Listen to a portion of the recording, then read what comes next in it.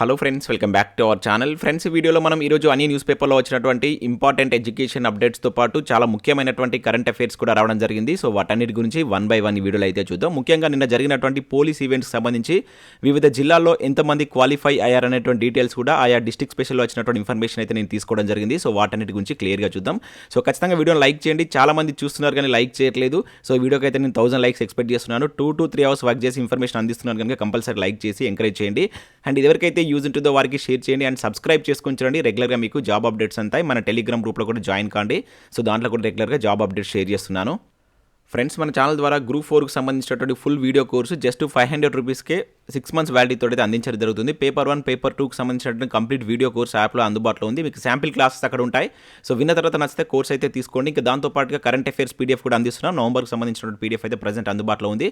20 rupees చెల్లించి మీరు పీడిఎఫ్ని అయితే తీసుకోవచ్చు. సో ఈసారి అయితే మీకు హ్యాండ్ రైటింగ్ నోట్స్ అయితే ఇవ్వడం జరిగింది. దాన్ని మీరు డౌన్లోడ్ చేసుకుని ప్రింట్ చేసుకునే విధంగా కూడా నవంబర్ కరెంట్ అఫైర్స్ అయితే ఉంటాయి. ఇంకా టెస్ట్ సిరీస్ కూడా ఉంది. ఇండియన్ పాలిటిక్స్ సంబంధించి, అదేవిధంగా తెలంగాణ చరిత్రకు సంబంధించి అండ్ ఉద్యమ చరిత్రకు సంబంధించి కావచ్చు, అండ్ జనరల్ సైన్స్ సంబంధించిన టెస్ట్ సిరీస్తో పాటు జనరల్ స్టడీస్కి సంబంధించిన షార్ట్ హ్యాండ్ రైటింగ్ నోట్స్ కూడా మన యాప్లో అయితే అందుబాటులో ఉంది. వీటికి సంబంధించిన శాంపిల్ టెస్టులు, శాంపిల్ పీడిఎఫ్స్ అక్కడ ఉంటాయి. చూసిన తర్వాత నచ్చితే తీసుకోండి.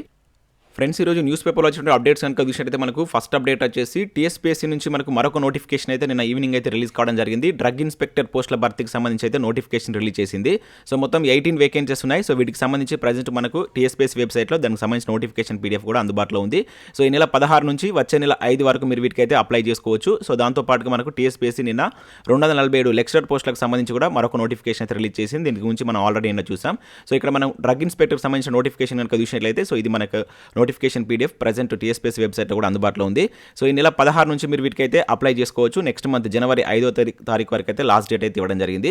సో టోటల్గా 18 వేకెన్సీస్ ఉన్నాయి. డ్రగ్ ఇన్స్పెక్టర్కి సంబంధించినటువంటి ఖాళీలు ఇవి. 18 to 44 ఇయర్స్ మధ్య ఉన్నటువంటి అభ్యర్థులు అప్లై చేసుకోవచ్చు. ఇక్కడ స్టార్టింగ్ శాలరీ 51,000 అయితే ఉంది. చాలా మంచి శాలరీ అయితే ఉండడం జరిగింది.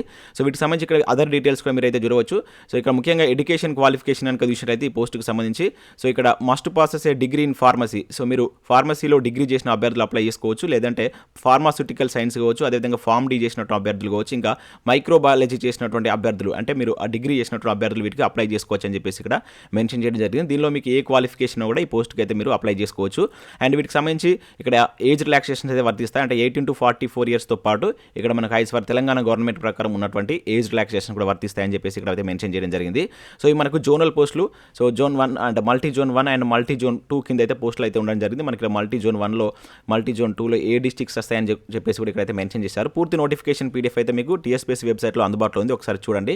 ఇక్కడ మల్టీ జోన్ 1 చూసినట్లయితే 5 వేకెన్సీస్ ఉన్నాయి. అండ్ 2 చూసినట్లయితే 13 వేకెన్సీస్ ఉన్నాయి. మొత్తం 18 వేకెన్సీస్కి గాను నోటిఫికేషన్ అయితే రిలీజ్ చేశారు. సో మీకు ఇక్కడ ఎగ్జామినేషన్ ప్యాటర్న్ కనుక చూసినట్లయితే పేపర్ 1 వచ్చేసి మనకు general studies and general abilities ఉంటుంది. 150 క్వశ్చన్స్, 150 మార్క్స్ ఉంటాయి. అదేవిధంగా పేపర్ 2 వచ్చేసి మనకి కన్సర్న్ సబ్జెక్ట్ సంబంధించి 150 క్వశ్చన్స్, 300 మార్క్స్ అయితే ఉంటాయి.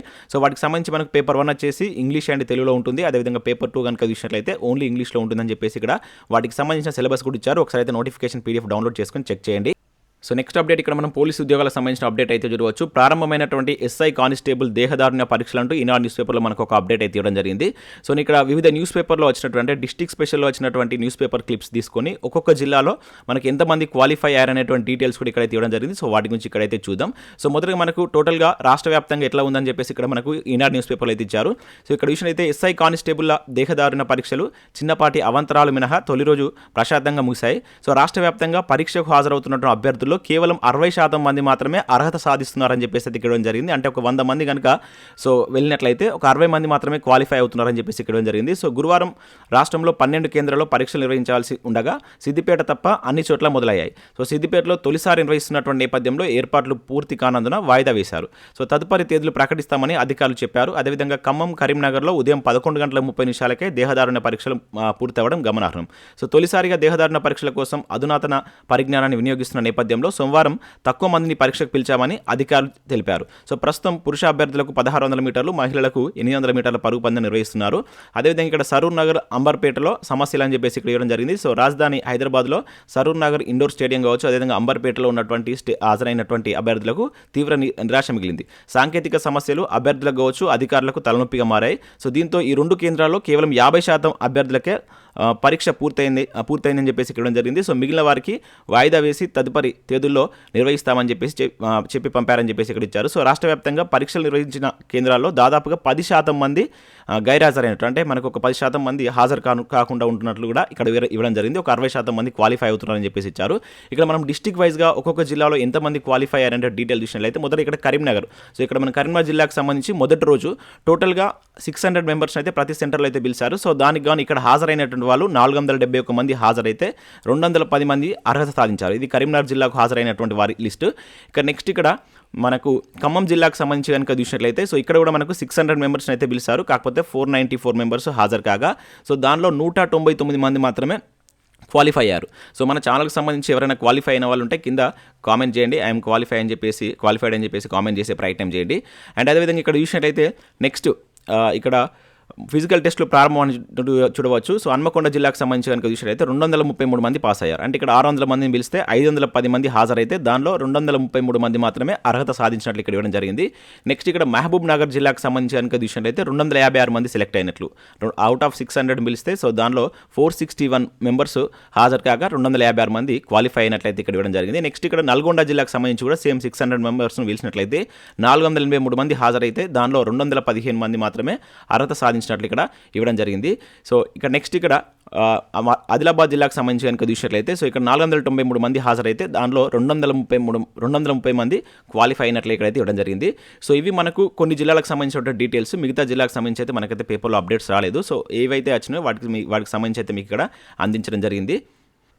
సో నెక్స్ట్ అప్డేట్ చూసినట్టయితే కేంద్రంలో 10 లక్షల ఖాళీలు అంటూ ఇక్కడ ఒక అప్డేట్ మనం నమస్తే తెలంగాణలో చూడవచ్చు. రైల్వే శాఖలో 2,93,000 ఖాళీలు, రక్షణ శాఖలో 2,64,000, లోక్సభలో కేంద్రం వెల్లడి అని చెప్పేసి ఇవ్వడం జరిగింది. సో నిన్న జరిగినటువంటి పార్లమెంట్ సమావేశాల్లో భాగంగా సో ఈ డీటెయిల్స్ అయితే మనకు రావడం జరిగింది. సో ఇక్కడ చూసినట్టయితే మనకు కేంద్ర ప్రభుత్వం సంస్థలను తెగ నమ్ముతూ అన్ని రంగాలకు ప్రైవేట్ పరం చేస్తున్నటువంటి కేంద్రంలోని మోదీ సర్కార్ ప్రభుత్వ ఉద్యోగ ఖాళీల భర్తీలోనూ తీవ్ర అలసత్యాన్ని వహిస్తుంది. సో కేంద్ర శాఖల్లో ఏకంగా 10 లక్షల పోస్టులు ఖాళీగా ఉన్నాయంటూ ఇక్కడ ఒక అప్డేట్ అయితే ఇవ్వడం జరిగింది. సో కేంద్రంలో ఏ విధంగా ఖాళీ ఉన్నటువంటి డీటెయిల్స్ ఇక్కడ చూడవచ్చు. గ్రూప్ ఏ కింద 23,000, అదేవిధంగా గ్రూప్ బి పోస్టులు వచ్చేసి 18,000 వరకు, 1,18,000. అదేవిధంగా గ్రూప్ సి కనుక చూసినట్లయితే 8,36,000 ఖాళీలు ఉన్నట్లయితే ఇక్కడ ఇవ్వడం జరిగింది. గత 3 ఏళ్లలో కేంద్రం ఎన్ని పోస్టులను భర్తీ చేసిన డీటెయిల్స్ ఇక్కడైతే మెన్షన్ చేశారు. దాంతోపాటు ఇక్కడ మనకు పీఓఎంలో కూడా 446 పోస్టులు ఉండగా దానిలో 129 పోస్టులు ఖాళీగా ఉన్నట్లయితే ఇవ్వడం జరిగింది. సో సెంట్రల్ గవర్నమెంట్ చూసా మనకు పెద్దగా నోటిఫికేషన్ అయితే రావట్లేదు. సో వీటిపైన మరి ప్రభుత్వం ఎప్పుడు నోటిఫికేషన్లు ఇస్తుందో వేచి చూడాల్సిందే. సో నెక్స్ట్ ఇక్కడ విషయంలో సార్లు లేరు, సౌలతులు లేవు, తొలిమెట్టు ఎక్కేది ఎట్లా అంటే ఇక్కడ ఒక అప్డేట్ చేయడం జరిగింది. ప్రైమరీ స్కూళ్లలో 11,000 టీచర్ పోస్టులు కావాలి, మరో 7,000 మందికి హై స్కూల్లో డిప్యూటేషన్, చాలా స్కూల్లో టీచర్ లేక సాగని బోధన అని చెప్పేసి ఇక్కడ మనకి ఇవ్వడం జరిగింది. సో తొలిమెట్టు కార్యక్రమాన్ని ఎలా చేయాలంటూ ఇక్కడ మనకు ప్రభుత్వ అధికారులు అయితే ఇక్కడ ప్రభుత్వాన్ని అడుగుతున్నట్లు ఒక అప్డేట్ అయితే ఇవ్వడం జరిగింది. సో చాలా వరకు టీచర్ పోస్టులు ఖాళీగా ఉన్నట్లు ఇక్కడ ఓవరాల్గా తీయడం జరిగింది. పెద్ద ఆర్టికల్ కనుక ఇక్కడ ఇచ్చినటువంటి దీని యొక్క ఇన్ఫర్మేషన్ అయితే ప్రైమరీ స్కూల్లో చాలా పోస్టులు ఖాళీగా ఉన్నట్లయితే ఓవరాల్గా చెప్తున్నారు. సో దాదాపుగా 11,000 పోస్టులు ఖాళీగా ఉన్నట్లయితే దీనికి సంబంధించి ఇక్కడ ఇవ్వడం జరిగింది. దానిలో భాగంగా ఇక్కడ తొలిమెట్టు కార్యక్రమాన్ని ఎలా గట్టెక్కుతుందంటూ ప్రశ్నిస్తున్నట్లు ఇక్కడ ఒక అప్డేట్ అయితే ఇవ్వడం జరిగింది. సో ఇవి మనకు వివిధ న్యూస్ పేపర్లో వచ్చినటువంటి important education updates. Next current affairs చూద్దాం. చాలా ఇంపార్టెంట్ కరెంట్ అఫేర్స్ అయితే ఉన్నాయి, చాలా ఎక్కువ కరెంట్ అఫేర్స్ ఉన్నాయి. సో ఓపిక్గా ఎండ్ వరకు చూడండి, ఖచ్చితంగా లైక్ చేయండి. So current affairs, education updates ఒకే వీడియోలో అయితే అందించడం జరుగుతుంది మీకు. సో ఫస్ట్ ఇక్కడ మనం చూసినట్లయితే సో నిన్న జరిగినటువంటి అంటే మనకు హిమాచల్ ప్రదేశ్ కావచ్చు, గుజరాత్లో రీసెంట్గా ఎన్నికలు అయితే కంప్లీట్ కావడం జరిగింది. సో వీటికి సంబంధించినటువంటి ఫలితాలు అయితే నిన్న రావడం జరిగింది. మనకు కరెంట్ అఫేర్స్ కోణంలో ఇక్కడ గుర్తుంచుకోవాల్సింది ఏంటంటే సో ఇక్కడ గుజరాత్లో బీజేపీ అయితే గెలవడం జరిగింది. మొత్తం అక్కడ ఉన్నటువంటి సీట్ల సంఖ్య 182. ఇది ఇంపార్టెంట్. సో బీజేపీ గెలిచినటువంటి స్థానాలు 156. ఇది గుర్తుంచుకోండి. ఇంకా మోస్ట్ ఇంపార్టెంట్ పాయింట్ ఏంటంటే వరుసగా 7వ మనకు గుజరాత్లో బీజేపీ గెలవడం జరిగింది. సో ఇటువంటి అడుగుతారు కనుక గుర్తుంచుకోండి. సో 156 సీట్లతోటి సో 7వ కూడా అక్కడ సో ప్రభుత్వంలో అంటే బీజేపీ ప్రభుత్వాన్ని ఫామ్ చేయడం జరిగింది. దాంతోపాటుగా ఇక్కడ మనకు నెక్స్ట్ విషయం అయితే హిమాచల్ ప్రదేశ్లో కనుక చూసినట్లయితే ఇక్కడ కాంగ్రెస్ గెలవడం జరిగింది. సో హిమాచల్ ప్రదేశ్లో మొత్తం 68 స్థానాలు ఉంటే కాంగ్రెస్కు 40 స్థానాలు, బీజేపీకి 20 స్థానాలు రావడం జరిగింది. సో లాస్ట్ టైం ఇక్కడ బీజేపీ గవర్నమెంట్ ఉండేది, కాకపోతే ఇప్పుడు కాంగ్రెస్ వచ్చింది. సో ఇవి గుర్తుంచుకోండి, ఏ గవర్నమెంట్ వచ్చింది, అక్కడ ఎన్ని సీట్లు ఉన్నాయి, ఎన్ని సీట్లతో గెలిచిరు అనేది ఇంపార్టెంట్. అది మనకు కాంపిటేటివ్ ఎగ్జామ్ వరకు అది సరిపోతుంది. సో నెక్స్ట్ ఇక్కడ మరొక కరెంట్ అఫేర్ కనుక చూసినట్లయితే సో చాలా ఇంపార్టెంట్ కరెంట్ అఫేర్ ఇది. 8వ గ్రామాన్ని దత్తత తీసుకున్నటువంటి ప్రధాని మోడీ అంటే ఇక్కడ చూడవచ్చు. వారణాసి పరిధిలో కుర్హువా గ్రామానికి ఇక మహర్దశ అని చెప్పేసి ఇచ్చారు.